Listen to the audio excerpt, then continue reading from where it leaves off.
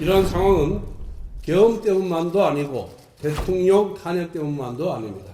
바로 대통령 권한대행의 정당한 권한 행사를 놓고 이래라 저래라 간섭하고 자기들의 말을 듣지 않는다면 탄핵하겠다고 시도 때도 없이 협박하는 민주당의 겁박 정치가 극에 달했기 때문입니다.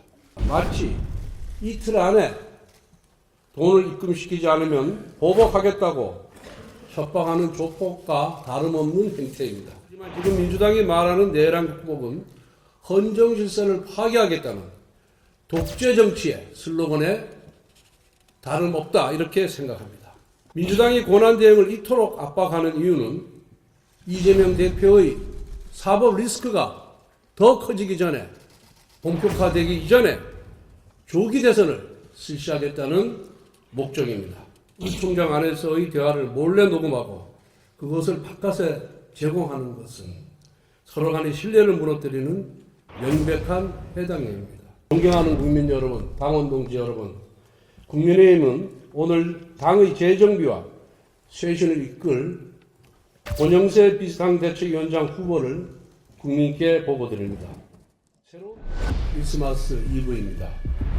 인생 경제가 녹록지 않은 상황이지만 모든 국민들께서 가족, 이웃과 함께 행복하고 즐거운 성탄절을 맞이하시기 바랍니다. 의원 여러분, 비상계엄 조치가 해제된 지 20일이 지났고 대통령 탄핵 소추안이 가결된 지 열흘이 지났습니다.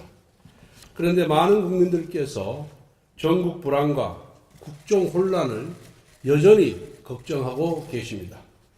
이러한 상황은 계엄 때문만도 아니고 대통령 탄핵 때문만도 아닙니다.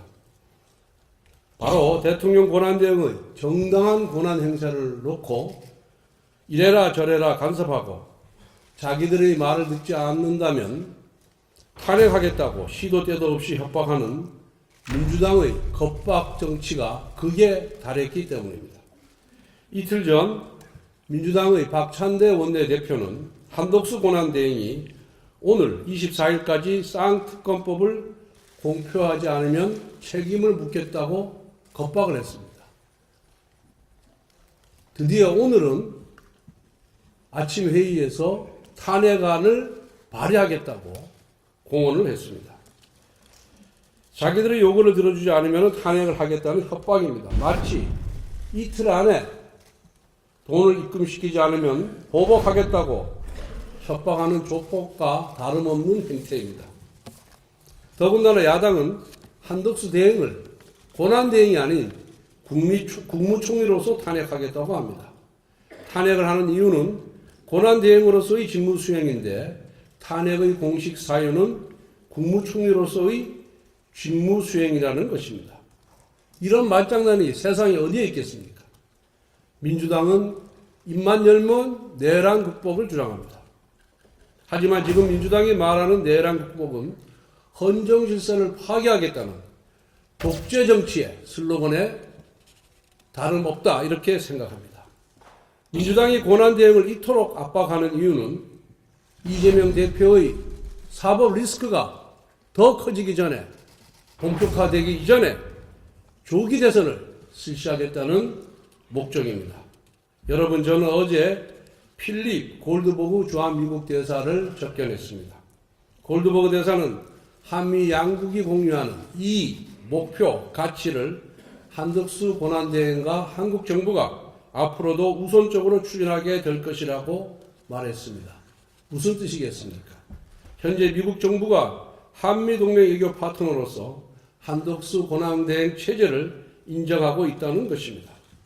또 커트 캠벨 미 국무부 부장관도 지난 19일 한덕수 권한대행의 과도적인 역할을 지지한다고 공개적으로 밝혔습니다. 그런데도 민주당이 한덕수 대행에 대한 탄핵 소추를 강행한다면 이는 민주당의 당리 당략을 위해 한미동맹의 근간을 무너뜨리겠다는 뜻입니다. 민주당은 한덕수 권한대행 탄핵의 국가적 후폭풍을 직시해야 합니다. 경고망동하지 말 것을 강력하게 경고합니다. 여러분, 지금 민주당이 몰아붙이는 탄핵과 특검의 최종 타깃은 윤석열 대통령 부부가 아닙니다. 현 정부와 국민의힘 그리고 보수진영 전체에 내란의 낙인을 찍어서 모조리 수사 대상으로 몰아가겠다는 것입니다. 내란 공모, 내란 방조, 내란 동조, 내란 선전, 내란 옹호 등등 온갖 이름을 갖다 붙여서 보수진영 전체를 내란 세력으로 낙인 찍고 수사하겠다는 것입니다. 지금은 한덕수 대행과 추경호 전 원내대표가 타깃이지만 그 다음은 우리 모두입니다. 보수파 전체가 그 대상이 될 것입니다. 문재인 정부의 적폐 청산을 뛰어넘는 광란의 청산이 벌어질 것입니다. 이것은 단순히 이재명 방탄을 넘어 보수우파의 괴멸을 가져올 것입니다. 우리가 단호하게 맞서 싸워야 한다는 것을 다시 한번 호소드리는 바입니다. 지난 21일 전국농민의 총연맹 전농이 소위 전봉준 투쟁단을 조직하여 트랙터 30여 대와 화물차 60여 대를 앞세워서 대통령 관저로 향했습니다. 남태령 일대에서 경찰의 제지를 받은 시위 현장에서는 민노총 조합원 2명이 경찰을 폭행한 혐의로 연행되기도 했습니다. 아울러 윤미향 전 의원, 통진당 출신 김재년 진보당 대표까지 모여들어 해당 시위 성격이 무엇인지 보여주었습니다. 집회의 자유는 무제한의 자유가 아닙니다.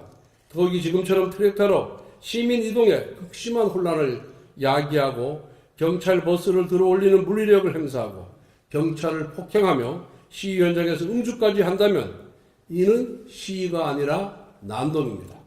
특히 해당 트랙터들이 과거 문재인 정부 시절 전농이 2019년 북송용으로 구매하였으나 대북 제재로 인해서 보내지 못하고 보관했던 것이라는 분석도 있습니다.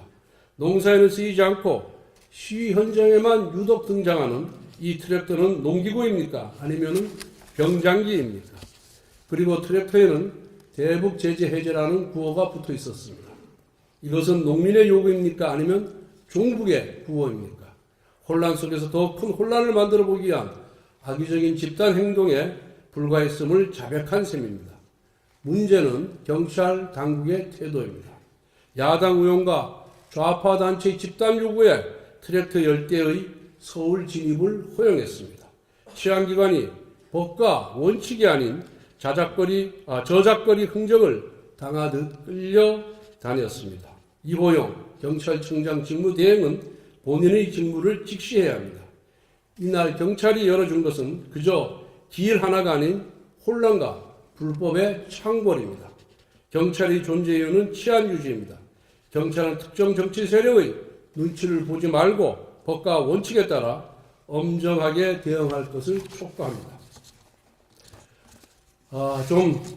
우리 의원 여러분들께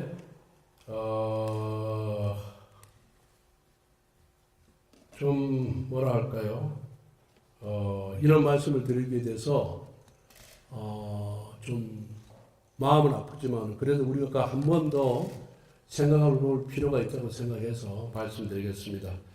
최근에 비공개 의총의 녹취가 언론에서 방송되는 일이 있었습니다. 의원총회는 원내 최고의사 결정기구입니다. 의총이라는 당의 중요한 회의를 비공개로 진행하는 이유는 서로 간의 신뢰를 기반으로 마음을 터놓고서 당과 나라를 위해서 대화하고 토론하기 위한 것입니다. 그런데 의총장 안에서의 대화를 몰래 녹음하고 그것을 바깥에 제공하는 것은 서로 간의 신뢰를 무너뜨리는 명백한 해당 행위입니다. 우리는 같은 당입니다. 서로 생각이 다르고 때로는 서로 감정이 상할 수도 있습니다. 하지만 최소한의 금도는 지켜야 합니다. 아주 기본적인 신뢰를 무너뜨리는 행동은 여기 계신 모든 분들께서 자제해 주셔야 됩니다. 제가 여러 차례 우리 의원 여러분들께 호소를 드렸습니다. 탄핵보다 더 무서운 것은 분열이라고. 지금 민주당의 행태를 보면은 나라와 국민은 생각하지 않고 오로지 이재명 대표의 대통령 당선을 위한 조기 대선만을 염두에 둔 채 온갖 최악을 임삼고 있습니다.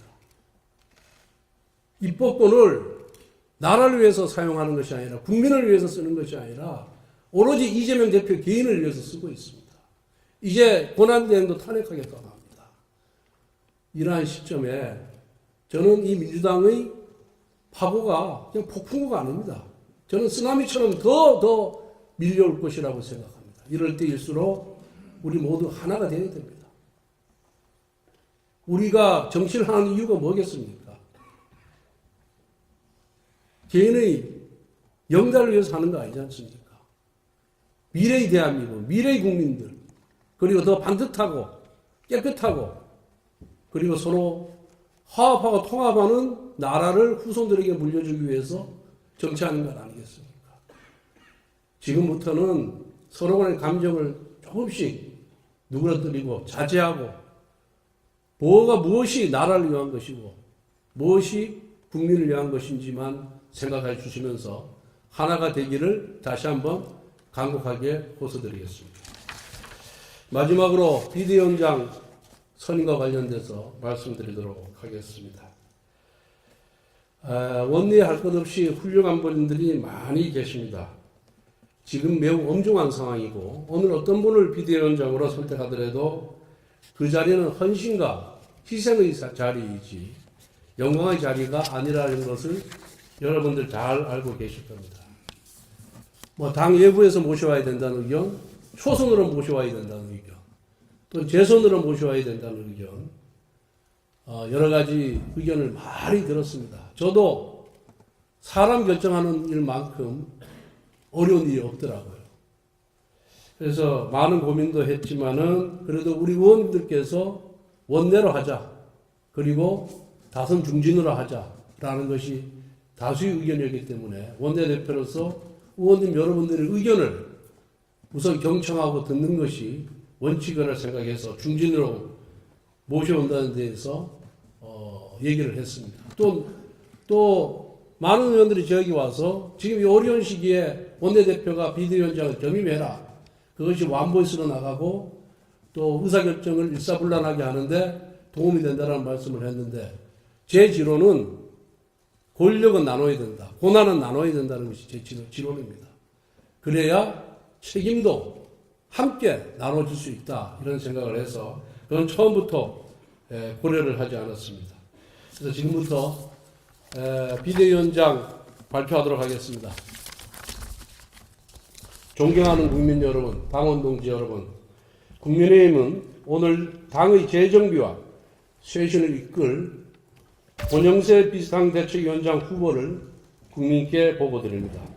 새로운 비대위는 국정안전과 당의 화합과 변화라는 중책을 맡아야 합니다. 어느 때보다 풍부한 경험과 즉시 투입 가능한 전략이 필요합니다. 권영세 후보는 수도권 5선 국회의원으로 실력과 통합의 리더십을 인정받아 정부와 당의 핵심 보직을 두루 역임했습니다. 당의 사무를 총괄하는 사무총장을 여러 차례 맡아왔으며 법조인과 외교가의 경험을 바탕으로 당 안팎에서 많은 기여를 했습니다. 특히 두 차례 대선에서도 상황실장, 사무총장, 선대본부장 등 중요한 역할을 맡으며 결과로 실력을 입증했습니다. 국민의힘은 대내 엄중한 환경 속에서 국정의 안전과 경제 회복을 위한 여당의 역할을 다해야 합니다. 당정 간 호흡 역시 어느 때보다 중요합니다. 새로운 비대위원장 후보께서 그 책무를 다해 주시리라고 믿어 의심치 않습니다. 존경하는 국민 여러분, 비록 엄중한 상황이지만 정부 여당은 그 책임을 다하겠습니다. 책임은 좋을 때만 누리는 것이 아니라 힘들고 어려울 때 문제 해결에 앞장서는 것입니다. 원내대표로서 정치 혼란이 국민 일상의 피해가 되지 않도록 신임 비대위원장과 함께 책임 정치에 매진하겠습니다. 광야의 길을 내고 사막에 강을 만드는 심정으로 임하겠습니다. 감사합니다. 일정은 26일 날 상임정국위원회 상집위를 열고 30일 날 상임정국위원회는 인원수가 많지 않기 때문에 26일 날 지금 생각으로는 아직 실무자들하고 협의는 안 해봤습니다만은 이제 무효소 집회에서 투표를 하고 전국위원회는 워낙 대상자가 한 300명 가까이 되다 보니까 많아서 온라인으로 할 계획입니다. 30일 오후에 모든 것을 확정지어서 30일 오후에 비대위원장을 확정하도록 하겠습니다. 의원님들 각자의 생각이 다르겠지만 여러 의견을 들어서 최대 공작수를 뽑아서 이렇게 정했으니까 앞으로도 큰 소모를 해주시기를 부탁드리겠습니다. 이상입니다.